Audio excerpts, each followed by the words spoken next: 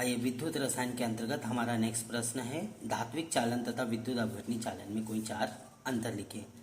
आइए इस प्रश्न को हम जानें। तो नमस्कार दोस्तों, मैं J R. Chauhan J R C. Inspire chemistry tech के इस वीडियो में आपका स्वागत करता हूं। आइए परीक्षा उपयोगी प्रश्न के रूप में धात्विक चालन तथा विद्युत अपघटनी चालन में कोई चार अंतर जानें। तो सर्वप्रथम धात्विक चालन अर्थात कोई धातु का चालक तार है, इसमें धारा प्रवाहित करे एक सिरे से दूसरे सिरे तक। तो पहला अंतर जाने हम।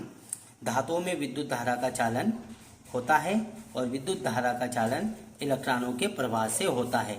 मान लिया जाए कोई धारा प्रवाहित कर रहे हैं एक सिरे से दूसरे सिरे तक, तो धारा का प्रवाह इलेक्ट्रॉनों के प्रवाह से होता है। पहले अंतर के रूप में विद्युत अपघटनी चालन में देखें तो मान लिया जाए हमारे पास ये कोई सेल है, इसमें हमने दो इलेक्ट्रोड लगा दिए। दो इलेक्ट्रोड लगाने के पश्चात हम धारा प्रवाहित करें विद्युत अपघट्य में डालकर धारा प्रवाहित करें। मान लिया जाए हम यहाँ पर CuSO4 का विलयन डाल दें, कॉपर सल्फेट का विलयन डाल दें।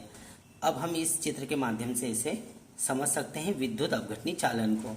तो विद्युत अपघट्यों के विलयन में ये विद्युत अपघट्य का विलयन है। विद्युत अपघट्यों के विलयन में विद्युत धारा का चालन आयनों की गति के कारण होता है। अर्थात जैसे हमने कॉपर सल्फेट का उदाहरण लिया तो CuSO4 अलग अलग आयनों में वियोजित हो जाएगा। SO4 2- और Cu2+ आयनों में वियोजित हो जाएगा और अलग अलग इलेक्ट्रोड पर जाकर मुक्त होंगे और मुक्त होने पर धारा का प्रवाह होगा। आइए नेक्स्ट कंपैरिजन जाने हम।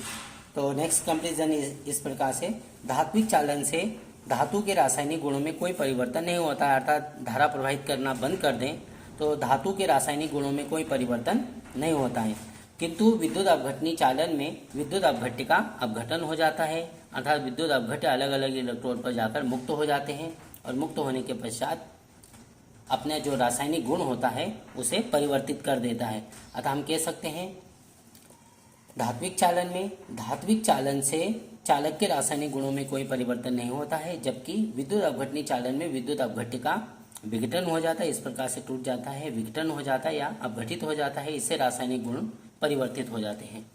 तो आइए इन दोनों अंतरों को हम जानें। धातुओं में विद्युत धारा का प्रवाह इलेक्ट्रॉनों के प्रवाह से होता है इस प्रकार से, और विद्युत अपघट्य के विलयन में विद्युत धारा का प्रवाह आयनों की गति के कारण होता है। आयनों की गति के कारण इस प्रकार से ये आयन है, आयनों की गति के कारण धारा का प्रवाह होता है। धात्विक चालन से चालक के रासायनिक गुणों में कोई परिवर्तन नहीं होता है। अर्थात धारा प्रवाहित करते हैं तो धातु के रासायनिक गुणों में कोई परिवर्तन नहीं होता, अर्थात चालक के रासायनिक गुणों में कोई परिवर्तन नहीं होता है, किंतु विद्युत अपघटनी चालन से विद्युत अपघट्य का अपघटन हो जाता है। इसके रासायनिक गुण परिवर्तित हो जाते हैं अर्थात बदल जाते हैं।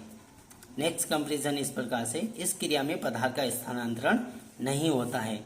इस क्रिया में पदार्थ का स्थानांतरण नहीं होता, इलेक्ट्रॉन फ्लो होता है और इसमें आयनों के रूप में पदार्थ का स्थानांतरण होता है। अर्थात अलग अलग इलेक्ट्रोड पर ये आयन मुक्त होते हैं और धारा का चालन करते हैं, तो इसमें आयनों के रूप में पदार्थ का स्थानांतरण होता है। नेक्स्ट कंपैरिजन इस प्रकार से जाने।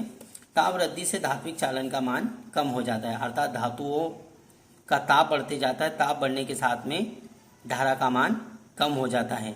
अतः कह सकते हैं ताप वृद्धि से धात्विक चालन का मान कम हो जाता है। अर्थात ताप बढ़ेगा तो धातुओं में धारा का प्रवाह कम हो जाएगा।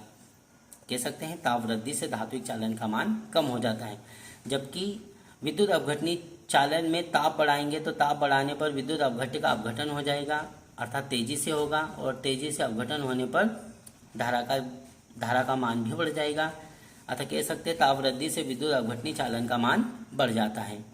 इस प्रकार से हमने संक्षिप्त कंपैरिजन को जाना।